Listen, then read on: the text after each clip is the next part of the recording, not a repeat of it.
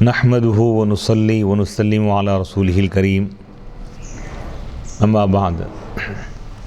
ناظرین کرام، جامعہ انواریہ کے زیر اہتمام بخاری شریف کا سلسلہ وار درس جاری ہے۔ کتاب الجمعہ، جمعہ کے احکام اور اس کے فضائل اور آداب کا بیان چل رہا ہے۔ اسی کے ضمن میں ایک مسئلہ گزرا کہ جمعہ بستیوں میں یعنی قریہ گاؤں میں ادا کی جا سکتی ہے یا نہیں، اور جمعہ کے لیے کیا شرط ہے، شہر کا ہونا شرط ہے یا نہیں۔ تو احناف کے بعد فقہ حنفی میں جمعہ کے انعقاد کے لیے، جمعہ قائم کرنے کے لیے، جمعہ صحیح ہونے کے لیے شہر کا ہونا شرط ہے۔ اسی سلسلے میں ایک مضمون، ایک تفصیلی بحث چل رہی تھی۔ مولانا بحر العلوم ارکان الاسلام میں اللہ تعالیٰ کے اس ارشاد گرامی، اے ایمان والو، جب جمعہ کے دن نماز کی ندا دی جائے تو اللہ کے ذکر کی طرف دوڑو اور بے ترک کر دو۔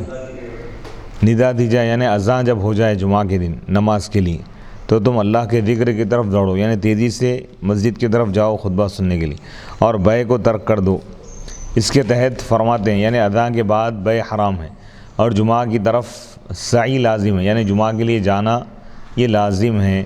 پھر بے میں گفتگو طویل ہو جانے کی وجہ سے جمعہ اور خطبہ فوت ہو جاتا ہے، یعنی کاروبار میں، کیونکہ اذان کے بعد بھی اگر کوئی کاروبار کرے گا، خرید و فروخت کرے گا، تو اگر اس پہ طویل گفتگو ہوگی تو اس کی وجہ سے جمعہ بھی چھوٹ جائے گا، خطبہ بھی چھوٹ جاتا ہے، کیونکہ اس دور کے تاجروں میں ایسی صفات متروک نہیں، اور اسی لیے ندائے اول کے وقت سے ہی اس سے منع کر دیا گیا ہے، روک دیا گیا ہے۔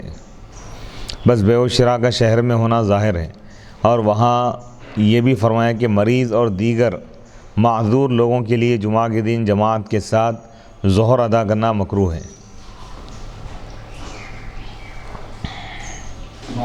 معذور یعنی جو مسجد تک جا نہیں سکتے، یعنی پیروں میں تکلیف ہے یا کوئی اور ایسی بیماری ہے کہ جس کی وجہ سے وہ مسجد تک نہیں جا سکتے، تو ایسے لوگوں پر جمعہ فرض نہیں ہے۔ تو ایسے لوگ جمعہ کے دن جمعہ کی نماز کے بجائے ظہر کی نماز پڑھیں گے، وہ بھی تنہا پڑھیں گے، جماعت کے ساتھ نہیں۔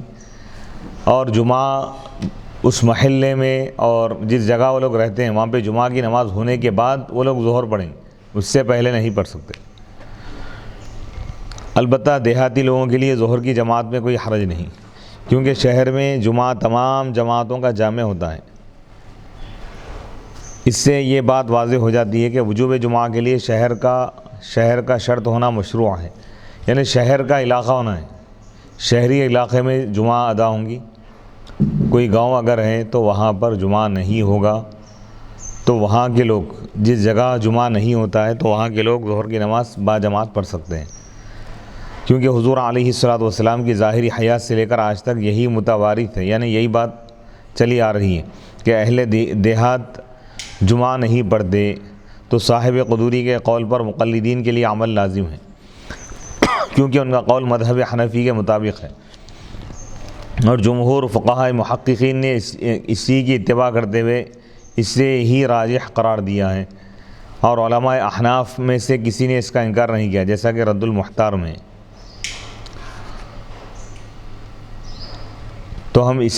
تو ہم پر اس کی اتباع لازم ہے، جسے انہوں نے راجح کہا اور اس کی تصحیح کی، جیسا کہ وہ اپنی زندگی میں اس پر ہمیں فتویٰ دیتے تو اسی کی اتباع کی جاتی، اور حق ہی اتباع کے لائق ہے، اور وہ مقلد جو اس کی مخالفت کرے اس کا حکم جائز نہیں، جیسا کہ در مختار میں ہے۔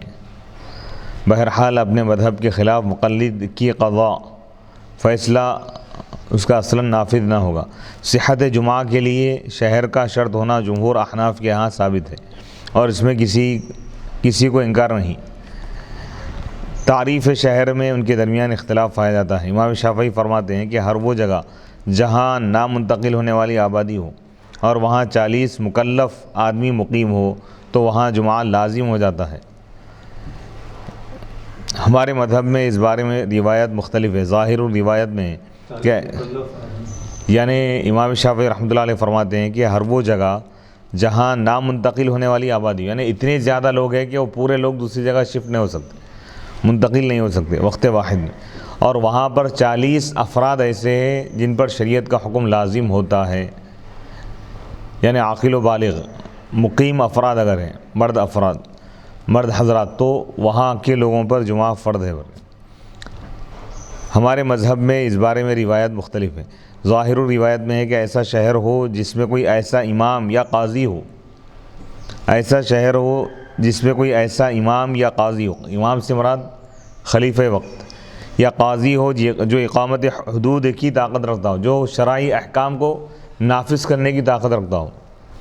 فتح القدیر میں ہے کہ امام اعظم ابو حنیفہ رحمۃ اللہ علیہ فرماتے ہیں شہر وہ ہوگا جس میں محلے اور بازار ہو، اور ایسا والی ہو، حاکم ہو جو مظلوم کی فریاد رسی کر سکے، جو مظلوم کی مدد کر سکے، مظلوم کو اس کا حق دلا سکے، اور ایسا عالم ہو جس کی طرف لوگ مختلف پیش آنے والے واقعات میں رجوع کر سکیں۔ امام ابو یوسف رحمۃ اللہ علیہ سے روایت ہے کہ شہر وہ جگہ ہے جہاں کے رہائشی اتنے ہو کہ وہاں کی سب سے بڑی مسجد ان کے لیے ناکافی ہو۔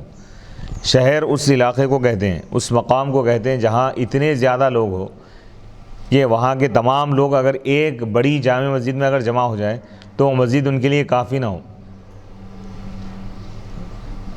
تمام لوگ مسجد میں سما نہ سکے، مسجد فل ہو جائے اور مسجد کے باہر بھی لوگ نماز پڑھنے پر مجبور ہو، تو ایسے علاقے کو اور ایسے مقام کو شہر کہتے ہیں۔ ہدایہ میں یہ امام بلخی کا مختار قول ہے، پسندیدہ مذہب ہے، اور فساد زمانہ اور عمرہ کا فتنہ دیکھتے ہوئے اکثر مشائخ نے اسی پر فتویٰ دیا ہے، فقہاء اور علماء نے۔ اور امام ابو یوسف سے یہ روایت بھی ہے کہ ہر وہ جگہ شہر ہے جہاں 10,000 افراد، 10,000 مرد مقیم ہو۔ یہ بھی روایت ہے کہ ہر وہ مقام جہاں ایسا امیر یا قاضی ہو جو احکام کو نافذ اور اقامت حدود کا اختیار رکھتا ہو۔ امام کرخی نے اسی کو اختیار فرمایا ہے۔ ہدایہ بعض کی رائے یہ ہے کہ وہاں ہر صاحب صنعت سال ہر سال سے اس طرح رہتا ہو کہ اسے دوسری صنعت کی محتاجی نہ ہو، یعنی ہر پیشہ ور پروفیشنل سال ہر سال سے وہاں پر مقیم ہو، اس طور پر کہ اس رہتا ہو، سیٹل ہو، کہ اسے دوسری صنعت کی محتاجی نہ ہو، یعنی وہی پیشے میں وہ مطمئن ہے، اس کا کاروبار چل رہا ہے، زندگی چل رہی، تو اس کو شہر بولتے ہیں۔ بعض کی رائے یہ ہے کہ اگر وہاں دشمن حملہ آور ہو تو ان سے دفاع ممکن ہو، ان کا مقابلہ کر سکنا لوگ، تو وہ شہر ہے۔ بعض نے کہا ہے کہ وہاں ہر روز کوئی نہ کوئی پیدا ہو، کوئی نہ کوئی پیدا ہو اور نہ کوئی مرے۔ بعض نے کہا کہ وہاں کے رہائشی لوگوں کی تعداد کا علم بغیر مشقت کے نہ ہو سکے، یعنی اتنے زیادہ لوگ ہیں کہ بغیر تکلیف کے تمام لوگوں کی تعداد جان نہیں سکتے، اگر جاننا چاہے تو بڑی مشقت ہوں گی، اس تکلیف ہوں گی، کئی دن کا وقت لگ جائیں گا اس، تو اس کو شہر کہتے ہیں۔ ہمارے زمانے کی ضرورت کے پیش نظر تعریف شہر میں اکثر فقہاء کا مختار، پسندیدہ اور متاخرین کا مفتہ بھی قول وہی روایت ہے جو امام بلخی کی مختار ہے، یعنی امام بلخی جس قول کو اختیار کیے کہ وہ مقام شہر ہے جس کی سب سے بڑی مسجد وہاں کے مکلف لوگوں کی گنجائش نہ رکھتی ہو۔ بڑی مسجد میں اگر تمام لوگ نہ آ سکے، تعداد کے حساب سے اگر سما نہ سکے، تو وہ شہر ہے۔ شیخ ابو شجاع کہتے ہیں کہ ان تعریفات میں یہی حسن ہے، یہی تعریف اچھی ہے۔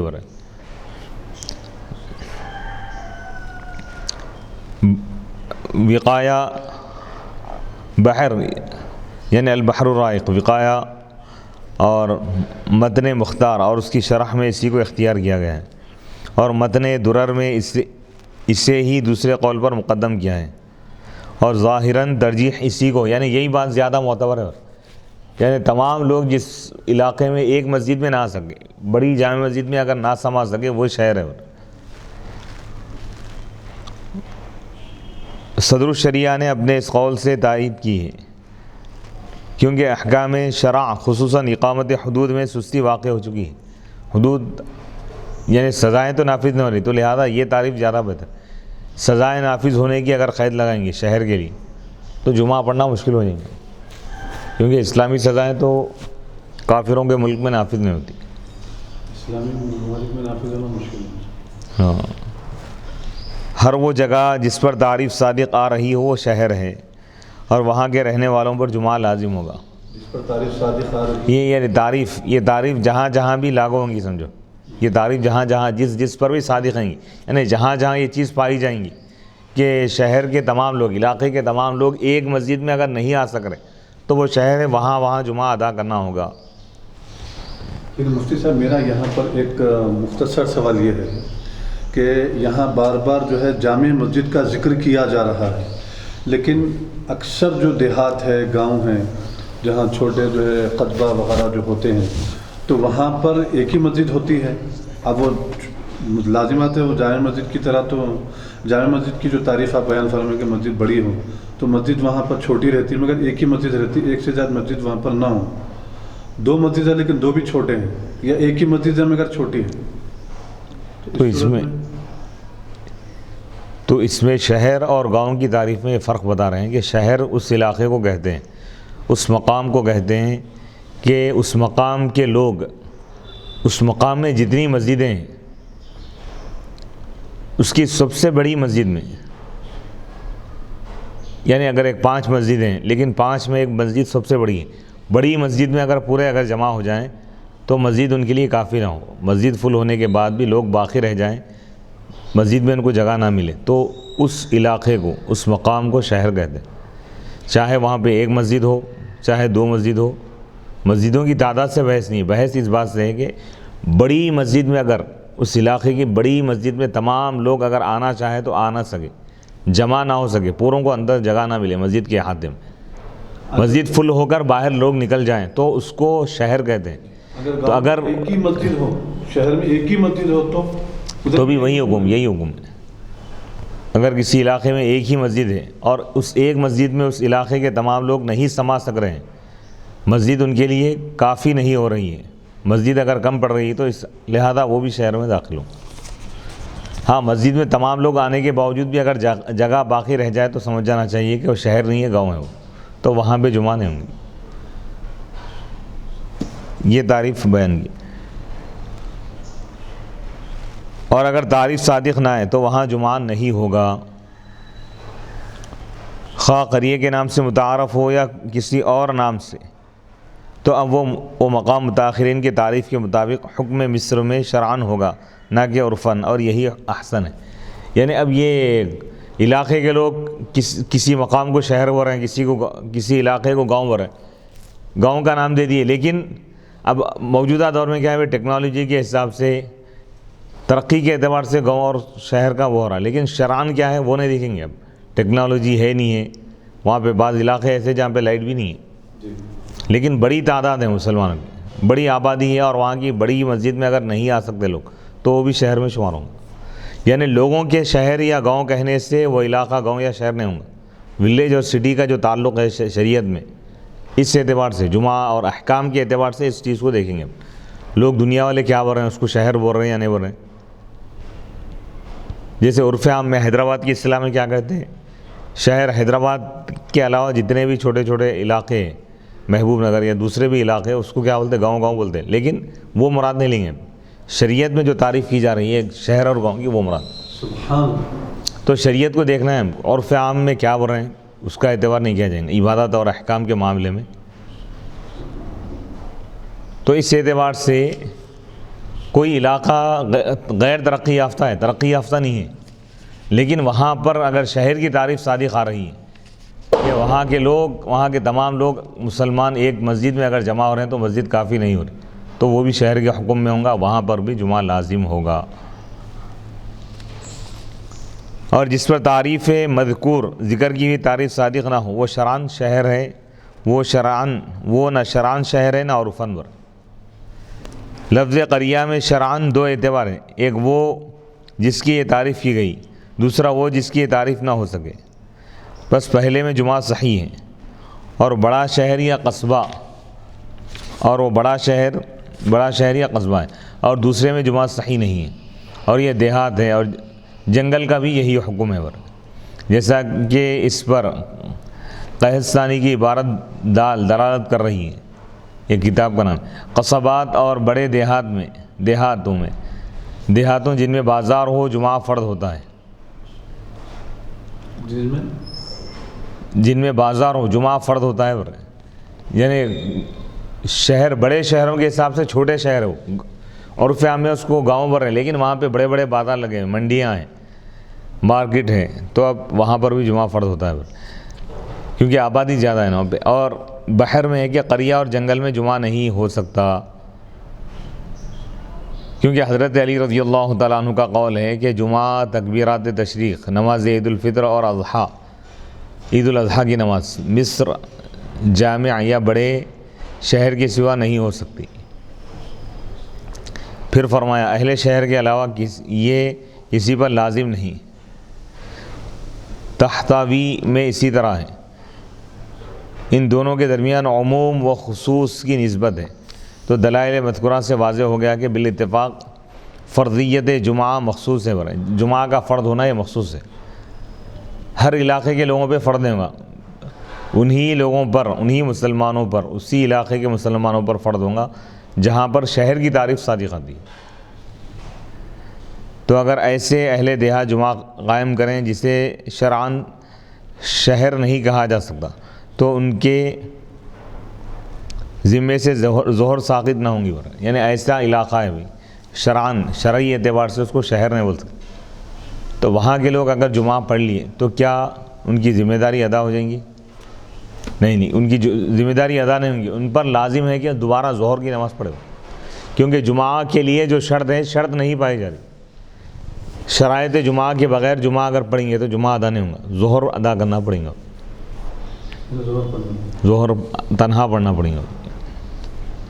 اور اگر وہ ظہر تنہا ادا کریں گے، یعنی اب یہاں پہ بتا رہے ہیں کہ ایسا علاقہ ہے جہاں پہ جمعہ ہی نہیں ہو سکتا شرعی اعتبار سے، گاؤں کا اگر علاقہ ہے، اگر وہاں کے لوگ اگر وہ ظہر تنہا ادا کریں گے تو انہوں نے کبیرہ کا ارتکاب کیا ہے، کیونکہ واجب کا ترک ہوا۔ گاؤں کے لوگ جہاں پہ جمعہ نہیں ہو سکتا وہاں کے لوگ ظہر کی نماز با جماعت پڑھیں گے جمعہ کے دن۔ شہر کے لوگ، شہر میں رہنے والے، اگر کوئی معذور ہے، بیمار ہے، شہر میں تو جمعہ ہو رہا تو ان جمعہ نہیں پڑھ سکتا ہوں، تو لہذا کیا کریں گا، ظہر کی نماز تنہا پڑھ لیں گا۔ معذور افراد ہے، بیمار افراد ہیں، تو لوگ شہر میں رہتے ہوئے، شہر میں رہتے ہیں تو جمعہ کی نماز تو وہ لوگ نہیں پڑھ سکتے، تو وہ لوگ ظہر کی نماز تنہا پڑھیں گے، جماعت کے ساتھ نہیں پڑھیں گے۔ ہاں، جیسے یہ وبا وغیرہ کے دوران ہے، کرونا وائرس سے جو لوگ متاثرین ہیں، یا کوئی اور بیماری میں اگر کوئی مبتلا ہے، یا کوئی ایسے حالات ہے کہ جس کی وجہ سے جمعہ قائم نہیں ہو سک رہا، اذن عام نہیں ہے سمجھ، یعنی ایسی بیماری پھیلی ہوئی ہے کہ ایسے حالات ہے کہ اجتماع نہیں ہو سک رہا کہیں، تو ایسی صورت میں ظہر تنہا پڑھ لیں گے، جمعہ کی نماز نہیں پڑھیں گے، ظہر بھی جماعت کے ساتھ نہیں پڑھیں گے شہری علاقوں میں۔ اور جمعہ کا جو وقت ہے یا کسی جگہ پہ اگر جمعہ ہو رہا ہے تو جمعہ ادا ہونے کے بعد ظہر پڑھیں گے، پہلے نہیں پڑھ سکتے۔ البتہ گاؤں کے لوگ جہاں پہ جمعہ نہیں ہو سکتا وہ لوگ ظہر کی نماز جماعت کے ساتھ پڑھیں گے جمعہ کے دن، یعنی نوافل جماعت کے ساتھ ادا کرنے کی وجہ سے ظہر کی جماعت ترک کر دی، اور یہ عظیم قباحت ہے۔ یعنی بولنا یہ چاہ رہے ہیں کہ کسی گاؤں کے لوگ، وہ علاقہ، وہ گاؤں جس پر شہر کی تعریف صادق نہیں آتی شرعاً، تو لوگ ظہر کی نماز جمعہ کی نماز با جماعت پڑھ لی، جمعہ پڑھ لی، تو اب ظہر کی نماز ان سے ساقط نہیں ہوگی، ظہر بھی پڑھنا پڑے گا، اور اگر وہ ظہر تنہا پڑھیں گے تو گنہگار ہوں گے، جماعت کے ساتھ پڑھنا ہے۔ کیوں؟ جمعہ ان کے لیے نفل تھا، فرض نہیں تھا، وہ نفل جماعت کے ساتھ پڑھ لیا، اور جو فرض تھا جس کے لیے جماعت ضروری ہے اس کی جماعت چھوڑ دی تو گنہگار ہوں گے۔ ظہر کی نماز جماعت کے ساتھ پڑھنا ہے ان کے لیے، اہم مسئلہ یہ بہت واضح رہے کہ جمعہ تمام جماعتوں کا جامعہ ہے، ظہر کو جماعت کے ساتھ ادا کرنا جمعہ کی جماعت کو متفرق اور کم کرنا ہے، بخلاف اہل دیہات کے، یعنی شہر کے لوگ جمعہ کی نماز، شہر کے وہ لوگ جو معذور ہے یا کوئی بیمار وغیرہ ہیں، اگر وہ جمعہ نہیں پڑھ سک رہے ہیں تو ظہر کی نماز جماعت کے ساتھ نہیں پڑھیں گے۔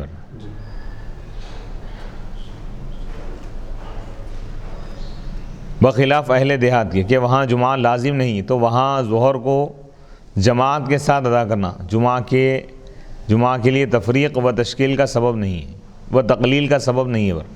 یعنی کیا بولنا چاہ رہے ہیں، جمعہ کے دن شہر کے لوگ جو بیمار ہیں اگر وہ لوگ ظہر کی نماز جماعت کے ساتھ پڑھیں گے تو جمعہ میں تعداد کم ہو جائیں گے، تو یہ لوگ گنہگار ہوں گے. جمعہ میں سب سے بڑا اجتماع ہونا چاہیے، یہ ہو رہا ہے. البتہ اہل دیہات، گاؤں میں جو لوگ رہنے والے ظہر کی نماز باجماعت پڑھیں گے تو جمعہ میں تعداد کو کم کرنے کا گناہ نہیں ہوگا ان کے اوپر، کیونکہ جمعہ لازمی نہیں ہے نا وہاں پہ. ان کے لیے تو یہ دن جماعت کے ساتھ بلا کراہت ظہر ادا کرنے کے لحاظ سے دیگر دنوں کی طرح ہی ہے. تو وہ شخص جو کہتا ہے کہ جمعہ اور ظہر کے درمیان خطبوں کے علاوہ کوئی فرق نہیں، جمعہ ہر جگہ ظہر کی طرح ادا ہو جاتا ہے، خواہ شہر ہو یا دیہات یا کوئی اور مقام ہو، اس کا تارک فاسق اور مردود ہے، تو ایسے قول کا قائل گمراہ ہے اور گمراہ کرنے والا ہے، اس کو چھوڑنے والا ہے. یعنی بعض لوگ کیا ہو رہے ہیں کہ جمعہ کہیں بھی پڑھ لے سکتے، گاؤں ہو یا شہر ہو، تو یہ قول صحیح نہیں ہو رہا. ایسے قول کا قائل، ایسی بات کہنے والا گمراہ ہے اور گمراہ کرنے والا ہے، اور اس کا تعلق مقلدین سے نہیں ہے. اس کے اقوال و افعال تقلید کرنے والوں سے اس کا تعلق نہیں ہو رہا. اس کے اقوال و افعال، اس کی محبت و مخالطت، یعنی اس سے میل ملاپ سے مقلدین کو احتراز کرنا لازم ہے، بچنا لازم ہے. کوئی شخص اگر ایسی بات کہہ رہا ہے کہ جمعہ گاؤں میں بھی پڑھ سکتے بلکہ، تو وہ گمراہ ہو رہا ہے. اللہ تعالیٰ ایسے شخص کی محبت اور دوستی سے بچنا چاہیے، اور بچنا لازم ہے. مقلدین کو، جو تقلید کرنے والے ہیں، ان کو چاہیے کہ وہ بچے ایسے لوگوں سے جو یہ کہتے ہیں کہ جمعہ گاؤں میں بھی ہر جگہ پڑھ سکتے بلکہ.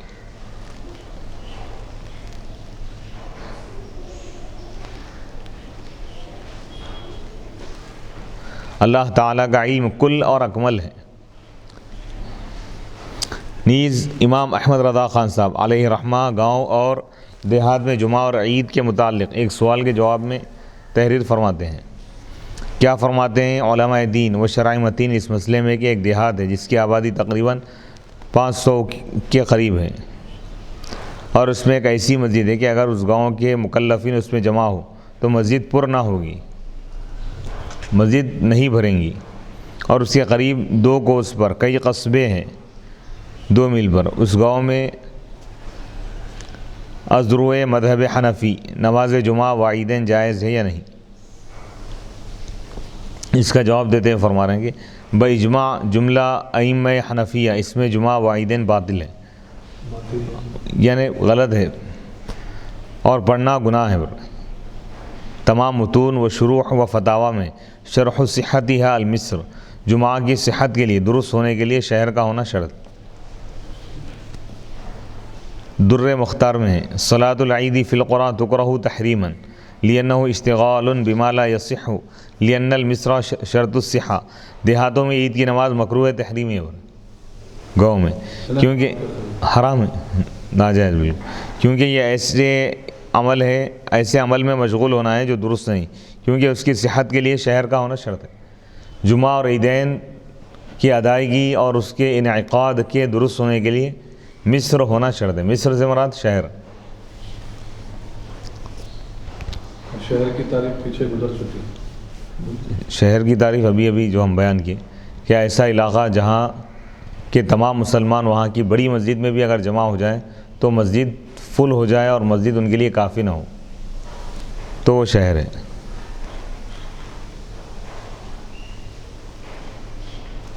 خود نہ پڑھیں گے، حکم پوچھا جائے گا تو فتویٰ یہ دیں گے، جہاں نہیں ہوتے قائم نہ کریں گے. کریہ تحریما صلاۃ مطلقا او نفلا مع شروق العوام فلا یمنعون من فعلها لأنهم يتركونها والأداء الجائز عند البعض أولى من الترك. ملخصا، طلوع آفتاب کے بعد ہر نماز مکروہ تحریمی ہے، خواہ نفل ہو، لیکن عوام کو نماز پڑھنے سے روکا نہیں جائے گا کیونکہ وہ بالکل ترک کر دیں گے، اور جو بعض کے نزدیک جائز ہو اس کا بجا لانا ترک سے اولا ہوتا ہے.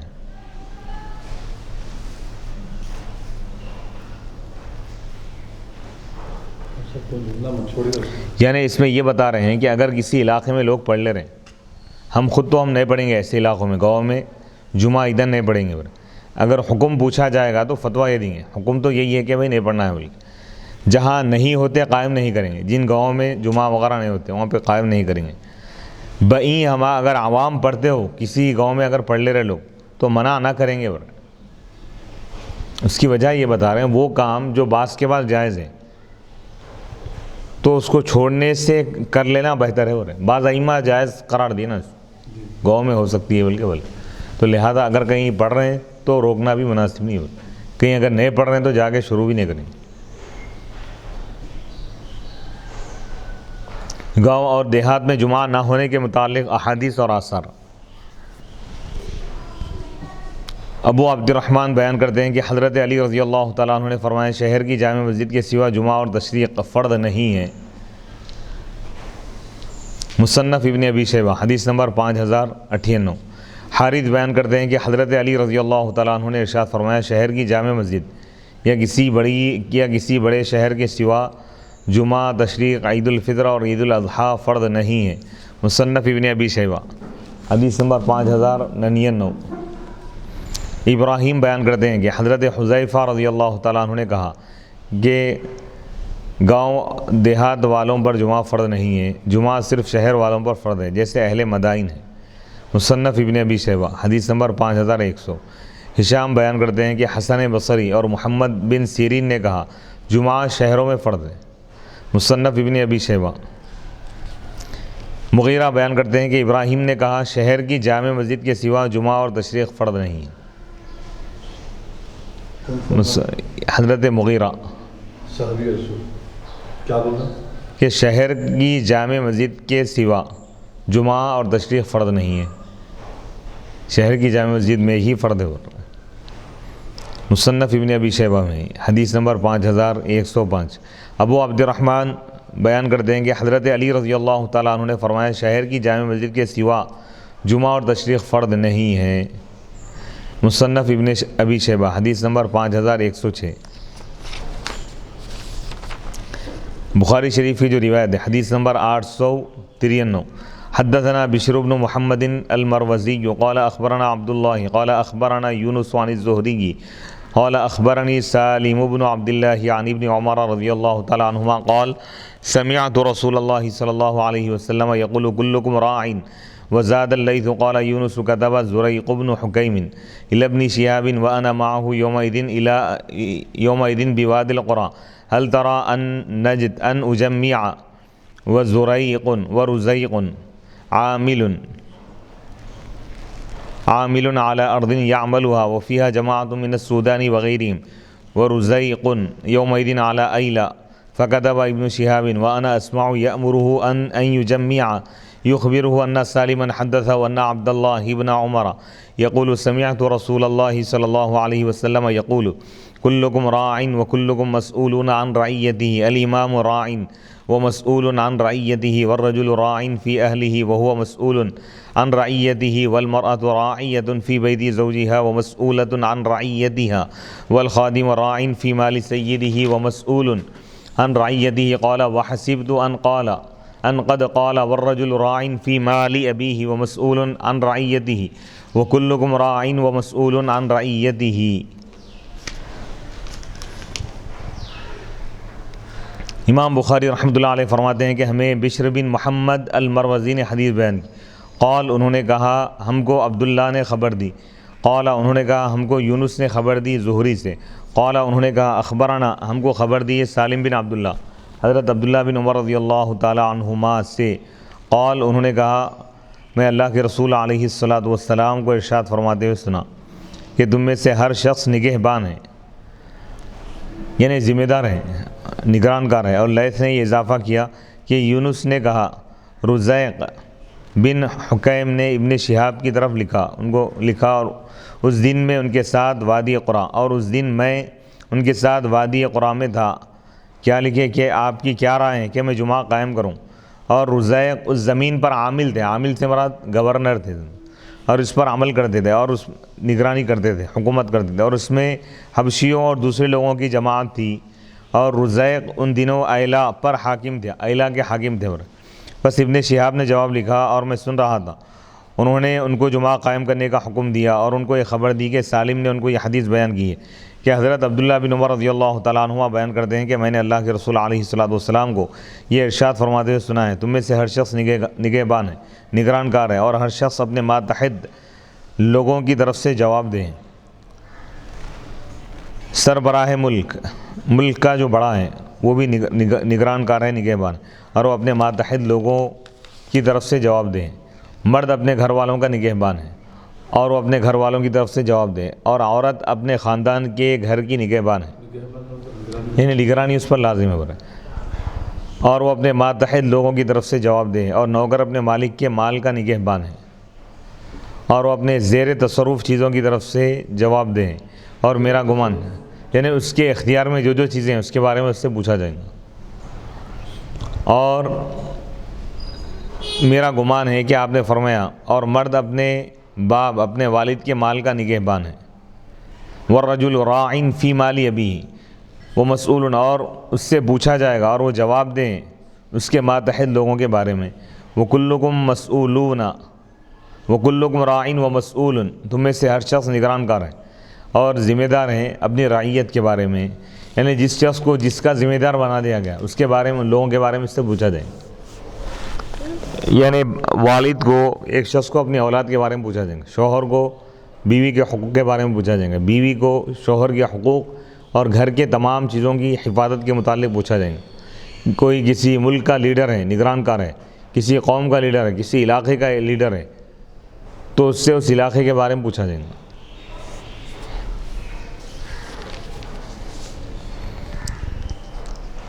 اس باب کا عنوان ہے بستیوں اور شہروں میں جمعہ کی نماز، اور اس حدیث میں مذکور ہے، یہ بات ذکر کی گئی ہے کہ رزیق لوگوں پر حاکم تھے، تو ان کے فرائض میں سے جمعہ کو قائم کرنا تھا۔ حاکم کی ایک ذمہ داری یہ بھی دیتی، جمعہ کو قائم کرنا ہوگا، مسلمان اگر حاکم ہے، خواہ وہ کسی بستی کے حاکم ہو، یہ امام بخاری کا مقصود ہے، لیکن اس حدیث میں یہ ثبوت نہیں ہے کہ گاؤں اور دیہات میں جمعہ قائم کرنا جائز ہے۔ ایلا کے معنی اور مصداق، اس حدیث میں ایلا کا لفظ ہے۔ ابو عبید نے کہا یہ مصر، مکہ اور تبوک کے درمیان سمندر کے کنارے ایک شہر ہے۔ صاحب ایلا اللہ کے رسول علیہ الصلوۃ والسلام کی خدمت میں حاضر ہوا اور اس نے آپ کو جزیہ ادا کیا، ٹیکس۔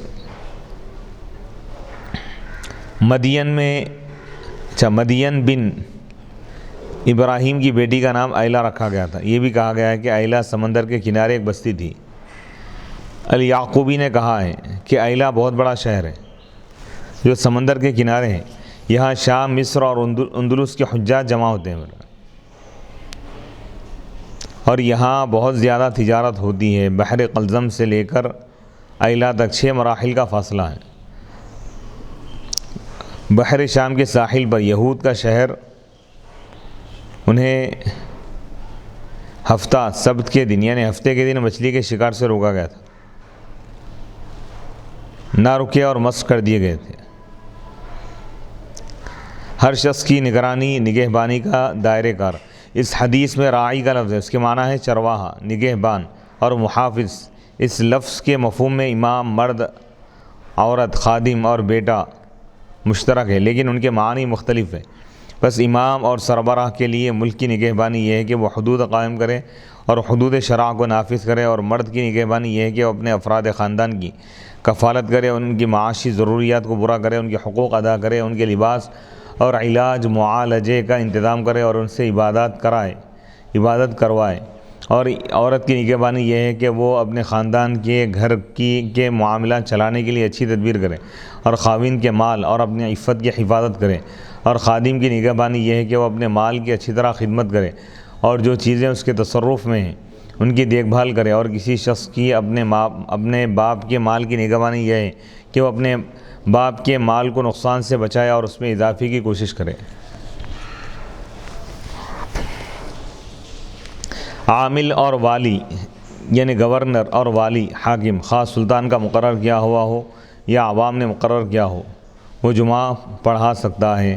اس حدیث میں مذکور ہے، اس حدیث میں بات بتائی گئی ہے کہ رزیق وادی قرا کے عامل، گورنر اور والی تھے، اور ابن شہاب زہری نے ان کو خط لکھا کہ وہ وہاں جمعہ قائم کریں۔ اس سے معلوم ہوا کہ جمعہ قائم کرنے کے لیے ضروری ہے کہ شہر کا حاکم یا اس کا نائب جمعہ کو قائم کرے۔ حدیث میں حضرت جابر بن عبداللہ رضی اللہ تعالیٰ عنہما بیان کرتے ہیں کہ اللہ کے رسول علیہ الصلوۃ والسلام نے ہمیں خطبہ دیتے ہوئے ارشاد فرمایا، یاد رکھو اللہ تعالیٰ نے میرے اس مقام میں تم پر جمعہ فرض کیا ہے، میرے آج کے دن، میرے اس مہینے میں اور میرے اس سال سے لے کر قیامت تک کے لیے جمعہ فرض کر دیا ہے۔ بس جس نے جمعہ کو میری زندگی میں ترک کیا یا میرے بعد ترک کیا، حالانکہ اس کے پاس امام عادل تھا، خواہ عادل خواہ ظالم، جمعہ کو معمولی گردانتے ہوئے یا اس کی فرضیت کا انکار کرتے ہوئے، تو اللہ اس کے بکھرے ہوئے کاموں کو جمع نہ کرے اور اس کے کاموں میں برکت نہ دے۔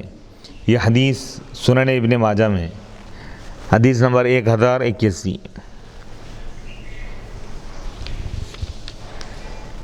اس حدیث میں یہ بات بتائی گئی ہے کہ جمعہ کو امام قائم کرے گا، خواہ وہ امام عادل ہو یا ظالم ہو۔ فقہاء نے لکھا ہے کہ جمعہ کو سلطان یا اس کا نائب قائم کرے گا یا اس کے اذن سے علماء جمعہ کو قائم کریں گے۔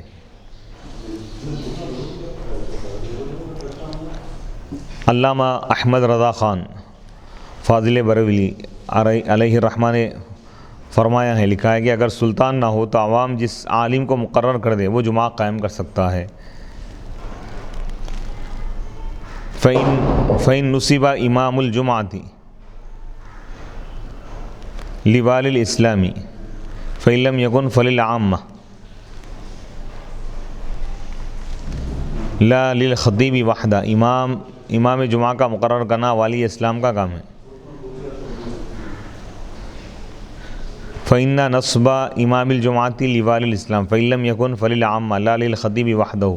امام جمعہ کا مقرر کرنا والی اسلام کا کام ہے، اگر والی نہ ہو تو عوام مقرر کریں گے۔ جمعہ اسی مسجد میں ہوگا اور وہاں دوسری جگہ بلا ضرورت جمعہ قائم نہ ہوگا،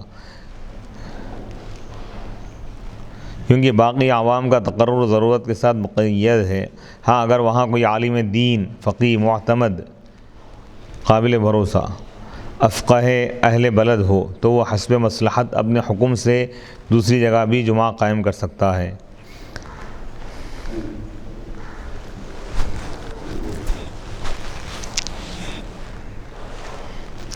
جہاں سلطنت اسلام نہیں، اسلامی حکومت نہ ہو، وہاں یہ امامت عامہ اس شہر کے اعلم علماء دین کو ہے، یعنی علماء دین میں جو سب سے زیادہ جاننے والے ان کو یہ اختیار رہیں گا۔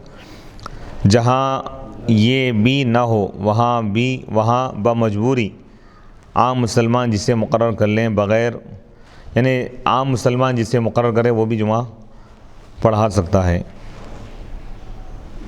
بغیر ان صورتوں کے جو شخص نہ خود ایسا امام نہ ایسے امام کا نائب اور معدون وہ مقرر کردہ، اس کی امامت ان نمازوں میں اصلاً صحیح نہیں۔ اگر امامت کرے گا نماز باطل محض ہوگی، جمعہ کا فرض سر پر رہ جائے گا۔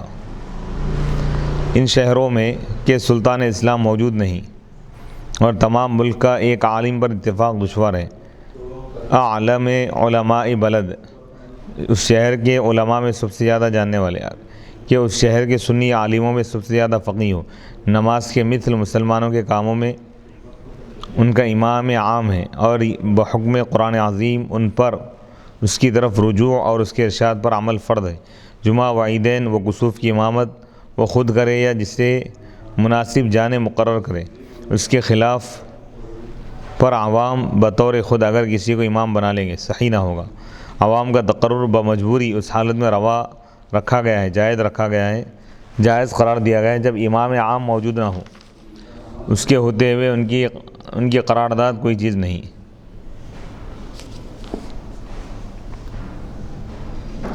تنویر الابصار اور در مختار باب الجمعہ میں یشترط لصحتها 7 اشیاء، الاول المصر وفناؤه، والثانی السلطان او مأموره باقامتها۔ صحت جمعہ کے لیے 7 چیزیں شرط ہیں۔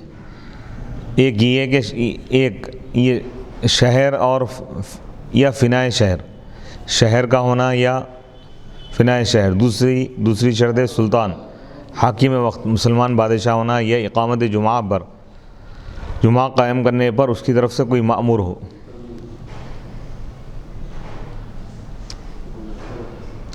اذا خلت زمان من سلطان ذی کفایت فالامور موکلۃ الی العلماء ویلزم الامة الرجوع الیہم ویسیرون ولاة فاذا عصر جمعهم على واحد استقل كل قدر باتباع علمائه فإن كثروا فالمتبع أعلمهم فإن استووا اقرع بينهم. جب کامل سلطان سے زمانہ خالی ہو، کوئی بادشاہ وقت نہیں ہے مسلمانوں کو، تو معاملات علماء کے سپرد ہوں گے اور امت پر لازم ہے کہ وہ علماء کی طرف رجوع کرے، اور اس وقت علماء ہی والی ہو جائیں گے، حاکم. اور جب ان کا کسی معاملے پر جمع ہونا مشکل ہو جائے تو ہر علاقے کے لوگ اپنی طرف کے علماء کی اتباع کریں گے، اپنے علاقے کے علماء کی اتباع کریں گے. اور اگر اس علاقے میں علماء زیادہ ہو تو ان میں زیادہ علم والے کی اتباع کریں، اور اگر وہ برابر ہو تو قرآن ڈال دیا جائے گا، قرآن دادی کر کے جس کا نام اٹھے اس کی اتباع کی جائے. اللہ عز و جل ارشاد فرماتا ہے یا ایھا الذین آمنوا اطیعوا اللہ واطیعوا الرسول واولی الامر منکم. سورہ نساء آیت نمبر 59. اے ایمان والو، اللہ کی اطاعت کرو، اللہ کے رسول کی اطاعت کرو، اور تم میں سے جو صاحب امر ہیں ان کی اطاعت کرو. ائمہ دین فرماتے ہیں صحیح یہ ہے کہ آیت کریمہ، اس آیت مبارکہ میں اولی الامر سے مراد علماء دین ہیں. نص علیہ العلامہ الزرقانی فی شرح المواہب وغیرہ فی غیرہ. علامہ زرقانی نے شرح المواہب میں اور دیگر علماء نے اپنی کتابوں میں اس پر صراحت کی ہے. در مختار میں نصب العامۃ الخطیب غیر معتبر مع وجود من ذکر اما مع عدمہم فیجوز للضرورت.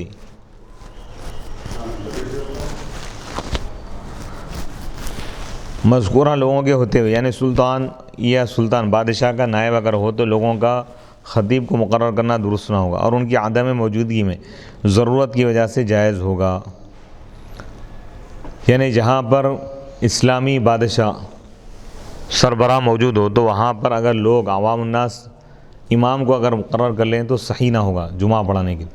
وہاں خود بادشاہ مقرر کرے گا، بادشاہ خود پڑھائے گا، یا اپنے نائب کو مقرر کرے گا، یا اس کا نائب کسی اور کو مقرر کرے گا. اگر جہاں اسلامی حکومت نہ ہو، مسلمان بادشاہ نہ ہو، تو عوام جمعہ پڑھانے کے لیے امام کو مقرر کر سکتے ہیں. فتاوی قاضی خان، رد المحتار اور دوسری کتابوں میں ہے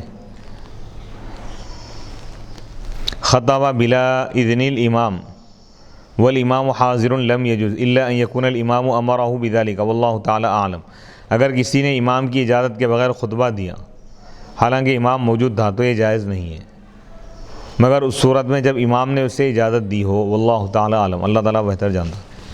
یعنی اصل جمعہ کے لیے، جمعہ قائم کرنے کے لیے، جمعہ پڑھانے کے لیے مسلمان بادشاہ کا ہونا شرط ہے، یا اس کا نائب ہو، یا مسلمان بادشاہ کسی کو مقرر کرے یا اس کا نائب کسی کو مقرر کرے تو اسی کو اختیار ہے.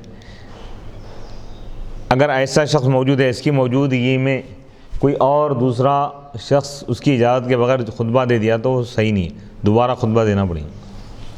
ہاں اگر وہ اجازت دے، جس امام کو مقرر کیا گیا ہے، اگر وہ دوسروں کو اجازت دے تو ان پڑھا سکتا جمعہ.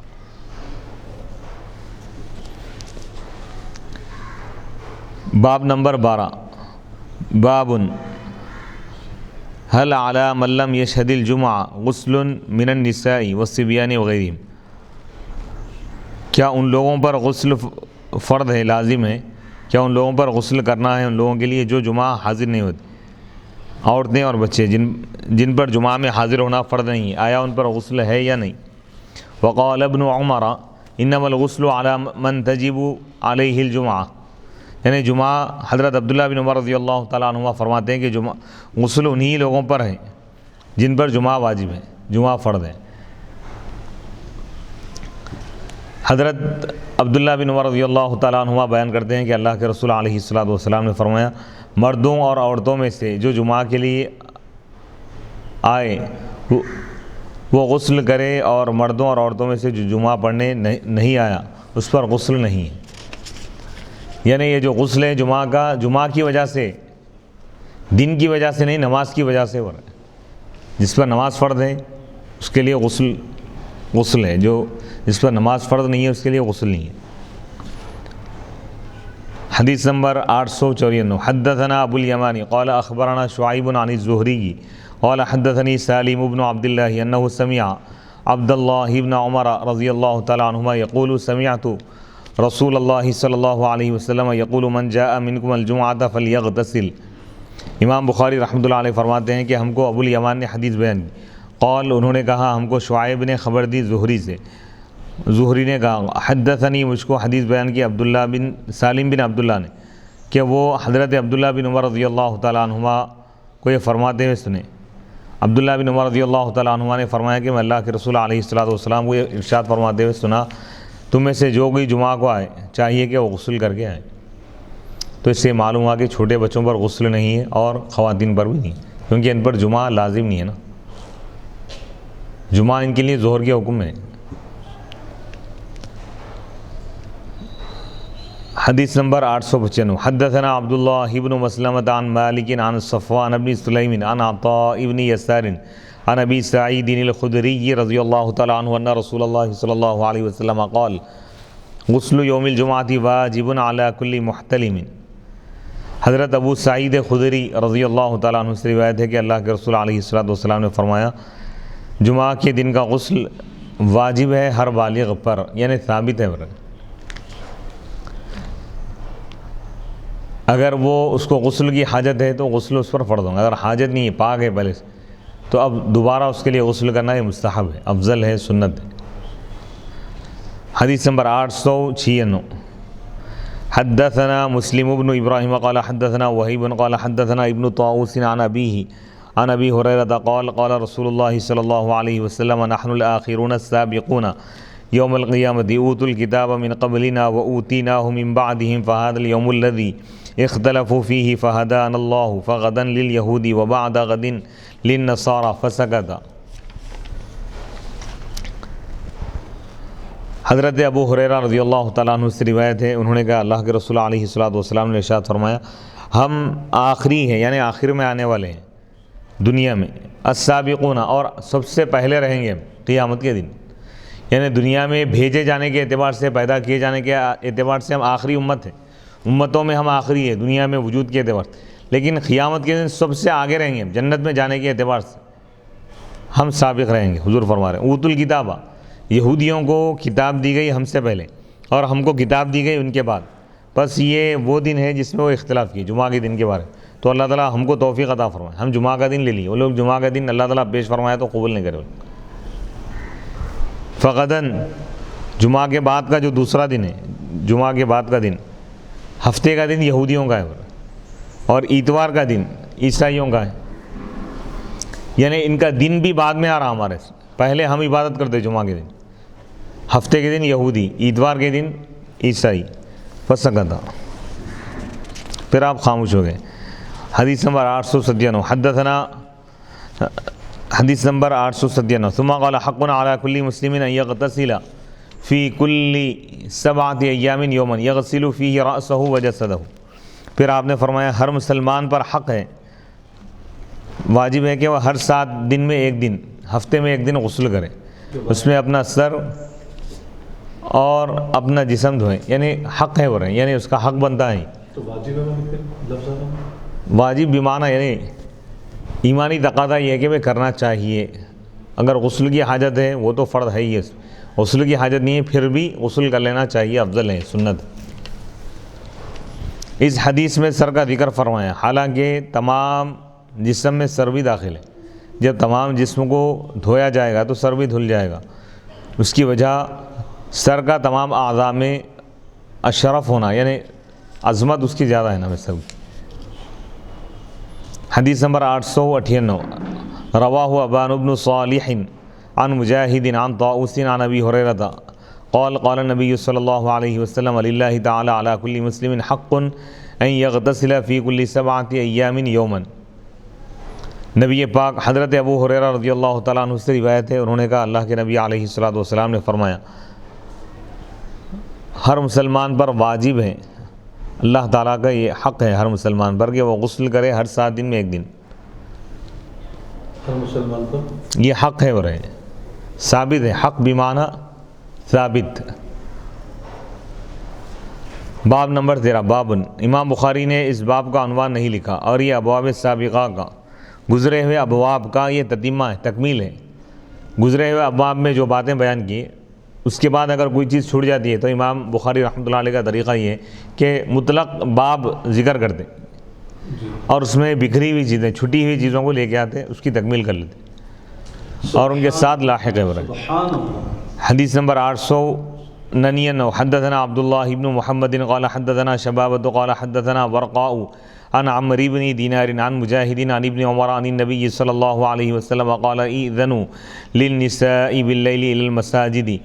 حضرت مجاہد سے روایت ہے، وہ حضرت عبداللہ بن عمر رضی اللہ تعالیٰ عنہما سے روایت کرتے ہیں، وہ نبی پاک علیہ الصلاۃ والسلام سے روایت کرتے ہیں، نبی پاک علیہ الصلاۃ والسلام نے ارشاد فرمایا عورتوں کو مسجد میں جانے کی اجازت دو باللیل، رات میں۔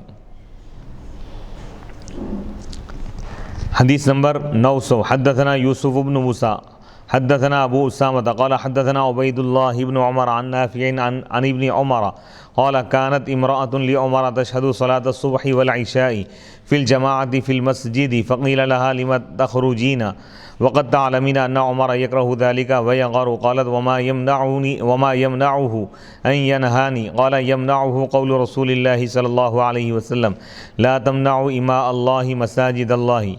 حضرت نافع سے روایت ہے، وہ حضرت عبداللہ بن عمر رضی اللہ تعالیٰ عنہما سے روایت کرتے ہیں، انہوں نے کہا حضرت عمر بن خطاب رضی اللہ تعالیٰ عنہ کے زوجہ بیوی فجر اور عشاء کی نماز میں مسجد میں جماعت کے لیے حاضر ہوتی تھی، تو ان سے پوچھا گیا، کہا گیا کہ آپ کیوں نکلتی ہیں جبکہ آپ جانتے ہیں کہ حضرت عمر رضی اللہ تعالیٰ عنہ کو آپ کا نکلنا ناگوار ہے، پسند نہیں ہے اور ان کو اس پر غیرت آتی ہے۔ تو انہوں نے کہا پھر ان کو مجھے منع کرنے سے کیا چیز مانی ہے، پھر مجھے کیوں نہیں روک رہے ہو، ان کو روکنا چاہیے تھا۔ حضرت عبداللہ بن عمر رضی اللہ تعالیٰ عنہما نے کہا ان کو منع کرنے سے اللہ کے رسول علیہ الصلاۃ والسلام کا یہ ارشاد روک رہا ہے۔ حضور فرمائے کہ اللہ کی بندیوں کو اللہ کی مسجدوں میں جانے سے مت روکو۔ باب نمبر 14 باب الرخصت ان لم يحضر الجمعۃ فی المطر، بارش میں جمعہ نہ پڑھنے کی اجازت، رخصت یعنی کسی عذر کی وجہ سے، بیماری کی وجہ سے، خوف کی وجہ سے یا بیماری پھیلنے کے خوف کی وجہ سے اگر کچھ ایسے حالات ہیں تو جمعہ چھوڑ سکتے ہیں، اس کے بجائے ظہر پڑھیں گے۔ حدیث نمبر 901 کوئی یہ نیا مسئلہ نہیں ہے، حضور علیہ الصلوۃ والسلام 1400 سال پہلے بیان کر دیا۔ لوگ یہ سمجھتے کہ بھئی نیا مسئلہ آ گیا کیا ہے، بلکہ ایسا نہیں ہے، مسئلہ تو قدیم حضور بیان کر دی، حضور جو بیان فرما دیے اس میں اگر غور و فکر کریں گے تو ہر مسئلے کا حل مل جائے گا۔ سبحان اللہ سبحان اللہ۔ حدیث نمبر 901 حدثنا مسدد قال حدثنا اسماعیل قال اخبرنی عبد الحمید صاحب الزیادی قال حدثنا عبد اللہ بن الحارث ابن عم محمد بن سیرین قال ابن عباس لمؤذنه في يوم مطير اذا قلت اشهد ان محمد رسول الله فلا تقل حي على الصلاة قل صلوا في بيوتكم فكأن الناس استنكروا قال فعله من هو خير مني ان الجمعة عزمة وإني كرهت ان احرجكم فتمشون في الطين والدحض۔ امام بخاری رحمۃ اللہ علیہ فرماتے ہیں کہ ہمیں مسدد نے حدیث بیان کی، انہوں نے کہا ہمیں اسماعیل نے حدیث بیان کی، انہوں نے کہا مجھے عبد الحمید صاحب الزیادی نے خبر دی، انہوں نے کہا ہمیں عبداللہ بن حارث محمد بن سیرین کے چچا زاد بھائی نے خبر دی کہ حضرت عبداللہ بن عباس رضی اللہ تعالیٰ عنہما نے بارش کے دن اپنے مؤذن سے فرمایا، کہا جب تم اشہد ان محمد رسول اللہ کہو تو حی علی الصلاۃ نہ کہنا بلکہ کہنا اپنے گھروں میں نماز پڑھو۔ گویا لوگوں نے اس کو ناپسند کیا تو حضرت عبداللہ بن عباس رضی اللہ تعالیٰ عنہما نے فرمایا اس کام کو انہوں نے کیا ہے جو مجھ سے افضل تھے، جمعہ پڑھنے کی تاکید ہے اور میں تمہیں حرج میں ڈالنا ناپسند کیا کہ تم کیچڑ اور گڑھوں میں پھنستے ہوئے چلے آؤ گے، یعنی کیچڑ وغیرہ میں تم کو آنے میں دشواری ہوں گی، اس لیے میں تم کو گھروں میں پڑھنے کی اجازت دے دیا۔ تو اس سے معلوم یہ ہوا کہ دین اسلام میں سہولت ہے۔ عبادات کے لیے پہلی شرط یہ ہے کہ استطاعت شرط، کوئی بھی عبادت ہو جب تک کہ استطاعت نہ ہو وہ چیز عبادت فرض نہیں ہوتی۔ استطاعت یعنی اس کو ادا کرنے کی طاقت ہو، جیسے اس کو کرنے کی طاقت ہو. جیسے جمعہ کے لیے مسجد تک جانا ہے, مسجد تک جانے کی سہولت ہو, کوئی رکاوٹ نہ ہو, نہ ظاہری رکاوٹ, نہ بارش کی رکاوٹ, نہ حکومتی رکاوٹ, نہ بیماریوں کی رکاوٹ. کوئی رکاوٹ اگر نہ ہو تو جب جمعہ فرض ہوتا ہے. شرعی اگر رکاوٹ ہے تو جمعہ ساقط ہو جائیں گے, اس کی بجائے ظہر پڑھ لیں گے. باب نمبر 15 باب من أين تؤتى الجمعة وعلى من تجب لقول الله عز وجل إذا نودي للصلاة من يوم الجمعة فاسعوا إلى ذكر الله. وقال عطاء إذا كنت في قرية جامعة فنودي بالصلاة من يوم الجمعة فحق عليك أن تشهدها سمعت النداء أو لم تسمعه.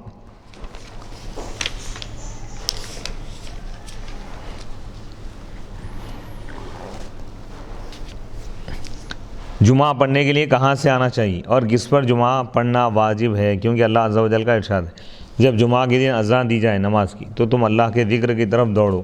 سورہ جمعہ آیت نمبر 9. اور عطا نے کہا جب تم کسی جامع بستی میں ہو پھر جمعہ کے دن اذان دی جائے, نماز کی اذان دی جائے تو پھر تم پر واجب ہے کہ تم جمعہ کی نماز میں حاضر ہو, خواہ تم نے اذان سنی ہو یا نہ سنی ہو. شہر میں مسجد چاہے کتنی بھی دور ہو جمعہ کے لیے جانا پڑے گا. اس تعلیقی اصل یہ حدیث ابن جریج بیان کرتے ہیں, میں نے عطا سے پوچھا جامع بستی کی تعریف کیا ہے؟ انہوں نے کہا جہاں جماعت ہو اور امیر ہو وہاں قصاص لیا جاتا ہو. قصاص یعنی اسلامی سزائیں, قتل کا بدلہ قتل سے لیا جاتا, اور وہاں اکٹھے مکان ہو, آبادی ہو, کنٹینیو. اور انہوں نے کہا جب تم جامع بستی میں ہو اور جمعہ کی اذان دی جائے تو تم پر واجب ہے کہ تم جمعہ کی نماز میں حاضر ہو, خواہ تم اذان سنو یا نہ سنو. جامع بستی کی تعریف, جامع بستی یعنی جہاں پر آبادی ہو, کنٹینیو, اور وہاں کے تمام لوگ ایک بڑی مسجد میں اگر جمع ہو جائیں تو مسجد ان کے لیے کافی نہ ہو, جگہ بس نہ ہو ان کے لیے, تو ایسی جگہ کو جامع بستی کہتے ہیں, شہر بھی کہتے ہیں. تو شہر میں اگر ہے خواہ مسجد کتنی بھی دور ہو نماز کے لیے مسجد کو جانا ضروری ہے. تو امام بخاری رحمۃ اللہ علیہ یہ بتانا چاہتے ہیں کہ شہر اگر ہے تو بس کافی, کتنی دور سے جانا پڑ رہا, کہاں سے جمعہ کے لیے جانا پڑ رہا, اتنے کلومیٹر قریب ہے تو ہی جمعہ پڑھیں گے, نہیں تو نہیں, ایسا نہیں. قریب دور کو دیکھنا نہیں, جس شہر میں ہم رہتے ہیں وہاں چاہے مسجد کتنی بھی دور ہو جمعہ کے لیے جانا ضروری ہے. وقال انس رضی اللہ تعالیٰ عنہ فی قصره احیانا یجمع و احیانا لا یجمع وهو بالزاویۃ علی فرسخین. اور حضرت انس رضی اللہ تعالیٰ عنہ اپنے محل میں کبھی جمعہ کی نماز پڑھاتے اور کبھی نہ پڑھاتے. ان کا محل زاویہ, ان کی زمین سے بصرہ تک 3 میل کے فاصلے پر ایک جگہ زاویہ کے مقام پر 2 فرسخ کے فاصلے پر تھا. ابو البختری بیان کرتے ہیں کہ میں نے حضرت انس کو دیکھا, وہ زاویہ سے جمعہ میں حاضر ہوتے تھے اور وہ بصرہ سے 2 فرسخ پر تھا. مصنف ابن ابی شیبہ حدیث نمبر 5116, حدیث نمبر 902. یعنی کتنی بھی دور سے ہو جمعہ کے لیے جانا پڑے گا اگر وہ اس شہر کے دائرے میں اگر رہتا ہے. ہاں گاؤں میں رہتا ہے, گاؤں سے شہر کے لیے جانا اس کے لیے لازم نہیں. گاؤں سے شہر کے لیے یعنی ایک ایسے گاؤں میں کوئی شخص رہتا ہے جہاں پہ جمعہ کی شرط نہیں پائی جا رہی, اور اس کے بازو کے علاقے میں, اس کے بازو کوئی شہر ہے وہاں پہ جمعہ ہو رہی, تو اس کو یہاں سے جمعہ کے لیے جانا ضروری, کیونکہ شہر میں نہیں ہے نا. شہر کے احاطے میں جہاں کہیں بھی آدمی رہتا ہو اس کے لیے جمعہ پڑھنا لازم ہے, بشرطے کہ وہ بیمار نہ ہوں. مفتی صاحب جب گاؤں کے اندر شرائط پائے نہیں جا رہے ہیں تو انہیں دوسرے گاؤں جا کر جمعہ کی نماز پڑھیے بلکہ آپ ایسا فرما رہے ہیں؟ نہیں جائیں گا. اچھا نہیں جائیں گے, اس کے بجائے ظہر پڑھ لیں گے. ہاں شہر میں کتنی بھی دور ہو, اب شہر کے اندر اگر وہ رہنے والا ہے, شہر کے ایریے میں, شہر کے احاطے میں اگر ہے, شہر کے کونے میں رہتا, مسجد دوسرے کونے میں ہے, دور ہونے کی وجہ سے جمعہ ساقط نہیں ہوگا. شہر میں اگر ہے بس ختم, جمعہ اس پر فرض ہے. گاؤں میں اگر ہے تو اس کے پر جمعہ فرض نہیں ہے, اس کی وجہ ظہر پڑیں گا. حدیث نمبر 902. حدثنا احمد قال حدثنا عبد الله بن وهب قال اخبرني عمرو بن الحارث عن عبيد الله بن ابي جعفر ان محمد بن جعفر بن الزبير حدثه عن عروة بن الزبير عن عائشة زوج النبي صلى الله عليه وسلم قالت كان الناس ينتابون يوم الجمعة من منازلهم والعوالي فيأتون في الغبار يصيبهم الغبار والعرق فيخرج منه العرق فأتى رسول الله صلى الله عليه وسلم إنسان منهم وهو عندي فقال النبي صلى الله عليه وسلم لو أنكم تطهرتم ليومكم هذا۔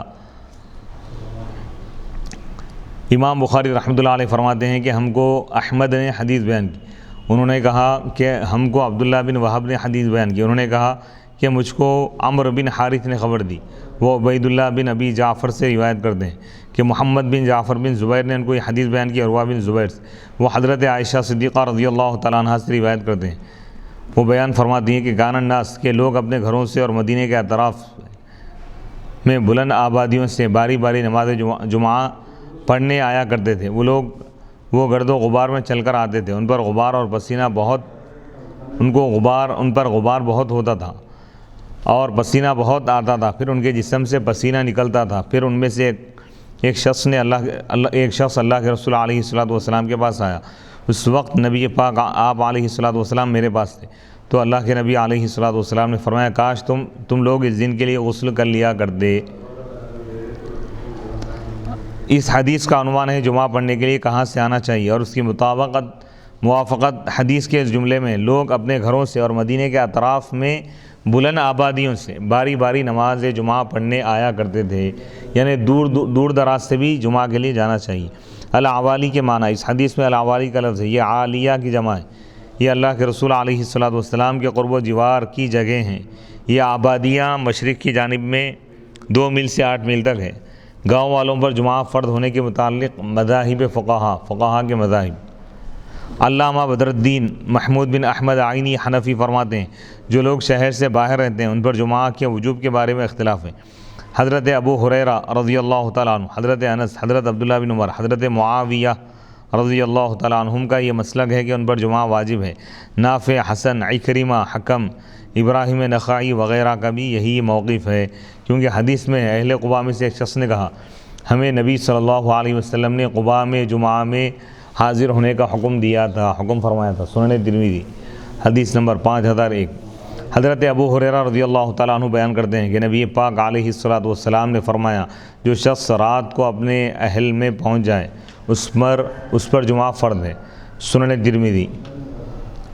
اور ایک جماعت کا موقف یہ ہے کہ جو شخص اذان کو سنے اس پر جمعہ کی نماز کے لیے حاضر ہونا واجب ہے، ان کی دلیل یہ حدیث ہے۔ حضرت عبداللہ بن عمر رضی اللہ تعالیٰ عنہ بیان کرتے ہیں کہ نبی پاک علیہ الصلوۃ والسلام نے فرمایا جمعہ ہر شخص پر فرض ہے جس نے اذان کو سنا۔ سنن ابی داؤد میں روایت موجود ہے، حدیث نمبر 1056۔ امام اعظم ابو حنیفہ رحمۃ اللہ علیہ کا مذہب یہ ہے کہ گاؤں اور دیہات میں رہنے والوں پر جمعہ فرض نہیں ہے جب تک کہ وہ شہر میں نہ ہوں۔ الینابیع میں مذکور ہے کہ اگر اس کا گھر شہر سے باہر ہے تو اس پر جمعہ واجب نہیں ہے۔ امام ابو یوسف سے ایک روایت ہے کہ اگر اس کا گھر شہر سے 3 فرسخ کے فاصلے پر ہے اور وہ جمعہ پڑھ کر رات کو اپنے گھر پہنچ سکتا ہے تو اس پر جمعہ فرض ہے۔ اور امام محمد سے روایت ہے کہ اگر اس کا گھر شہر سے 2-3 میل کے فاصلے پر ہے تو اس پر جمعہ فرض ہے، اور یہی امام مالک اور لیث کا مذہب ہے۔ الذخیرہ میں مذکور ہے کہ ہمارے اصحاب کی ظاہر روایت یہ ہے کہ جمعہ صرف شہر میں رہنے والوں پر فرض ہے اور شہر کے مضافات میں رہنے والوں پر جمعہ فرض نہیں ہے۔ فرسخ کا لفظ آیا اس میں، ایک فرسخ تقریباً 8 کلومیٹر کا ہوتا ہے۔ علامہ زین الدین بن شہاب الدین ابن رجب حنبلی رحمۃ اللہ علیہ فرماتے ہیں جو لوگ شہر سے باہر ہو اگر ان کے لیے جمعہ کی اذان کو سننا ممکن ہے تو پھر ان پر جمعہ میں حاضر ہونا واجب ہے، ورنہ نہیں۔ یہ امام شافعی، امام احمد اور اسحاق کا قول ہے۔ ان کی دلیل یہ حدیث ہے کہ جمعہ اس پر واجب ہے جو اذان سنے، اور ان کی دوسری دلیل یہ حدیث ہے۔ عبید اللہ بن کعب بن مالک اپنے والد سے روایت کرتے ہیں کہ اللہ کے رسول علیہ الصلوۃ والسلام نے فرمایا جو لوگ جمعہ کے دن اذان سنتے ہیں اور پھر جمعہ میں حاضر نہیں ہوتے وہ باز آ جائیں، ورنہ اللہ تعالیٰ ان کے دلوں پر مہر لگا دے گا اور وہ غافلوں میں سے ہو جائیں گے یا اہل دوزخ میں سے ہو جائیں گے۔ المعجم الکبیر۔ حافظ احمد بن علی بن حجر عسقلانی رحمۃ اللہ علیہ فرماتے ہیں اس حدیث میں ہے کہ جو مدینے سے دور آبادیوں میں رہتے تھے وہ باری باری نماز جمعہ پڑھنے مدینہ آتے تھے۔ علامہ قرطبی نے کہا ہے کہ اس حدیث میں امام اعظم ابو حنیفہ رحمۃ اللہ علیہ کا رد ہے، کیونکہ وہ شہر سے باہر رہنے والوں پر جمعہ کو واجب نہیں کہتے۔ حافظ ابن حجر کہتے ہیں کہ علامہ قرطبی کا یہ رد کرنا صحیح نہیں، کیونکہ اگر شہر سے باہر رہنے والوں پر جمعہ واجب ہوتا تو سب کے سب جمعہ پڑھنے آتے، باری باری نہ آتے۔ سو یہ حدیث امام اعظم ابو حنیفہ رحمۃ اللہ علیہ کے مذہب کے موافق ہے۔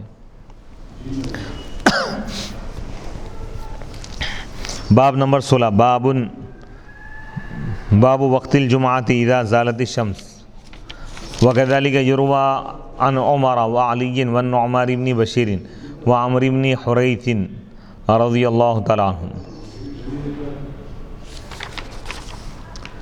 زوال شمس کے بعد جمعہ کا وقت ہوتا ہے۔ زوال شمس کا مطلب یعنی سورج درمیان آسمان سے اگر ہٹ جائے تو اس کو زوال کہتے ہیں، بیچ آسمان میں اگر ہو تو اس کو استوا کہتے ہیں۔ استواء شمس، بیچ آسمان میں اگر سورج اگر ہو تو اس وقت سجدہ کرنا، نماز پڑھنا حرام ہے، ناجائز۔ بیچ آسمان سے اگر ہٹ جائے تو اس کے بعد ظہر کا وقت شروع ہوتا ہے، جمعہ کا وقت شروع ہوتا ہے۔ اور اسی طرح حضرت عمر، حضرت علی، حضرت نعمان بن بشیر اور حضرت عمرو بن حریث رضی اللہ تعالیٰ عنہم سے بھی مروی ہے۔ امام بخاری نے یہ ثابت کرنے کے لیے کہ جمعہ کا وقت سورج کے زوال سے شروع ہوتا ہے 4 تعلیقات ذکر کی۔ حضرت عمر کی تعلیق یہ ہے، حدیث الثقیفہ میں حضرت عبداللہ بن عباس رضی اللہ تعالیٰ عنہما سے روایت ہے کہ جب جمعہ کا دن تھا اور زوال آفتاب ہو گیا تو حضرت عمر رضی اللہ تعالیٰ عنہ نکلے اور ممبر پر بیٹھ گئے۔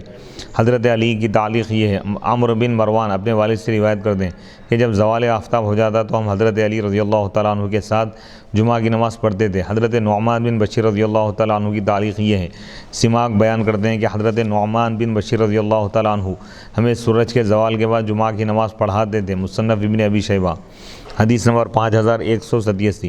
الولید بن العیزار بیان کرتے ہیں کہ میں نے حضرت عمرو بن حریث سے بہتر کسی امام کو جمعہ کی نماز پڑھاتے ہوئے نہیں دیکھا، وہ زوال آفتاب کے بعد نماز پڑھاتے تھے۔ مصنف ابن ابی شیبہ حدیث نمبر 5189۔ حدیث نمبر بخاری شریف حدیث نمبر 903۔ حدثنا عبدان قال اخبرنا عبد الله قال اخبرنا يحيى بن سعيد انه سأل عمرة عن الغسل يوم الجمعة فقالت عائشة رضي الله تعالى عنها كان الناس مهانة أنفسهم وكانوا إذا راحوا إلى الجمعة راحوا في هيئتهم فقيل لهم لو اغتسلتم۔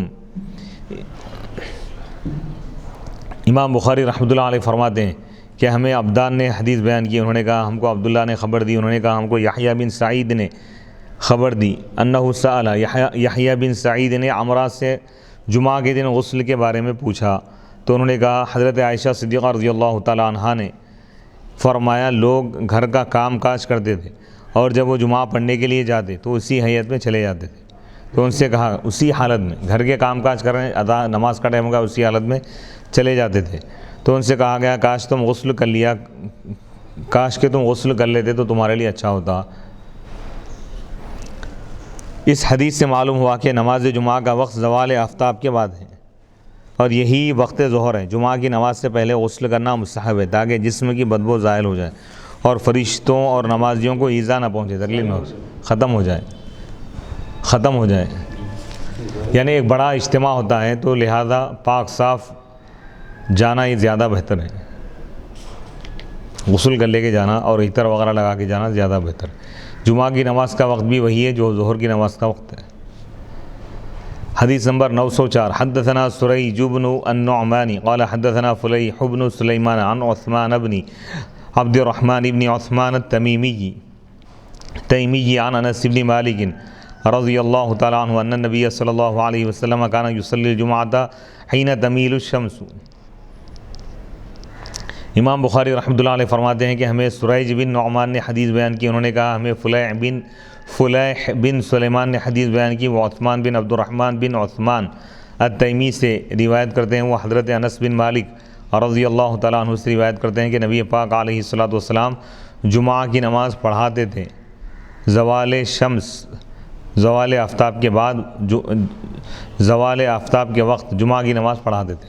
جب سورج زائل ہو جاتا، زوال ہو جاتا یعنی سورج بیچ آسمان سے جب ہٹ جاتا تو اس وقت آپ جمعہ کی نماز پڑھاتے تھے۔ اس حدیث سے یہ بھی معلوم ہوا کہ جمعہ کی نماز اول وقت میں پڑھنا بہتر ہے، افضل ہے۔ حدیث نمبر 905۔ حدثنا عبدان قال اخبرنا عبد الله قال اخبرنا حمید عن انس قال كنا نبکر بالجمعۃ ونقیل بعد الجمعۃ۔ حضرت انس رضی اللہ تعالیٰ عنہ سے روایت ہے، قال آپ نے فرمایا ہم جمعہ کی نماز اول وقت میں ادا کر دیتے اور ہم جمعہ کی نماز کے بعد قیلولہ کر دیتے، آرام کر دیتے۔ اول وقت یعنی جمعہ کا وقت شروع ہونے کے بعد فوری نماز ادا کر دیتے۔ تو اس حدیث سے معلوم یہ ہوا کہ جمعہ کے دن سنت یہ ہے کہ نماز کا وقت شروع ہوتے ہی نماز ادا کریں، زیادہ تاخیر نہ کریں۔ تو اس کا مطلب یہ ہوا کہ مفتی صاحب جس شہر میں جمعہ جس مسجد میں جلدی ہو، یعنی جہاں پر جلدی پڑھائی جاتی ہے، تو وہاں پڑھنا زیادہ بہتر ہے وہ، اس حدیث تاکہ سنت پر بھی عمل ہو، جمعہ کے جو آداب اور سنتیں ہیں۔ جمعہ کی نماز کے بعد مسجد میں ہی کچھ دیر، اب گھر میں آ کے آرام کرنے میں اگر تاخیر ہو رہی ہو تو مسجد میں بھی خیلولہ کر سکتے ہیں، لیکن اعتکاف کی نیت کر کے خیلولہ کریں، اس کے آداب کو ملحوظ رکھتے ہوئے خیلولہ کریں۔ تو خیلولہ کرنا یہ بھی سنت ہے، جمعہ بھی اول وقت پڑھنا یہ بھی سنت ہے، اور خیلولہ کرنا بھی جمعہ کے بعد یہ بھی اگر سہولت ہو تو یہ سنت ہے۔ نماز جمعہ کے وقت کے بارے میں ائمہ کا اختلاف۔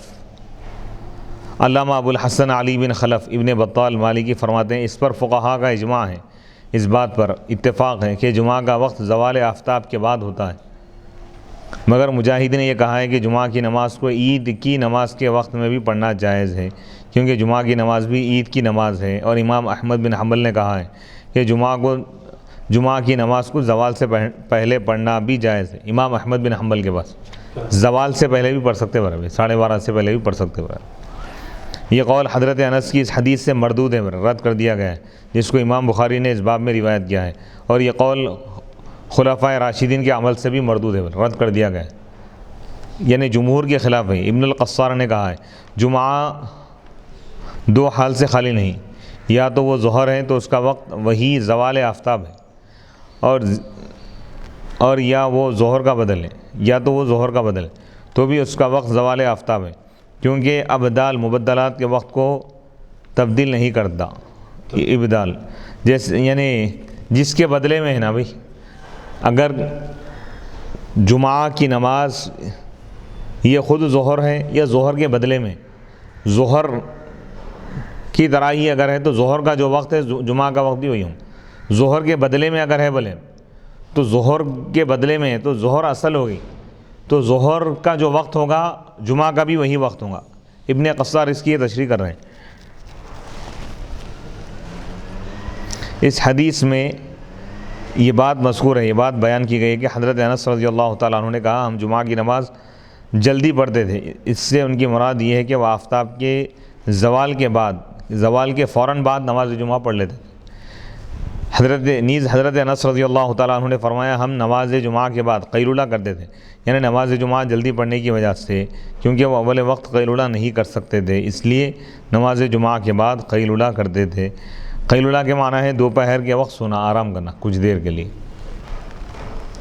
زوال کے وقت جمعہ پڑھنے کے متعلق مزید احادیث و آثار۔ حضرت جابر بن عبداللہ رضی اللہ تعالیٰ عنہ بیان کرتے ہیں کہ ہم اللہ کے رسول علیہ الصلوۃ والسلام کے ساتھ نماز جمعہ پڑھتے، پھر واپس آ کر اپنے پانی لانے والے اونٹوں کو آرام پہنچاتے۔ حسن بیان کرتے ہیں کہ میں نے جعفر سے پوچھا یہ کون سا وقت تھا، انہوں نے کہا زوال آفتاب۔ مصنف ابن ابی شیبہ حدیث نمبر 5179۔ حضرت سلمہ بن اکوع بیان کرتے ہیں کہ جب زوال آفتاب ہو جاتا تو ہم نبی اکرم صلی اللہ علیہ وسلم کے ساتھ نماز جمعہ پڑھتے، پھر ہم واپس سائے میں لوٹتے۔ مصنف ابن ابی شیبہ میں روایت موجود ہے، حدیث نمبر 5180۔ منصور بیان کرتے ہیں کہ حسن بصری نے کہا کہ جمعہ کا وقت زوال آفتاب کے وقت ہوتا ہے۔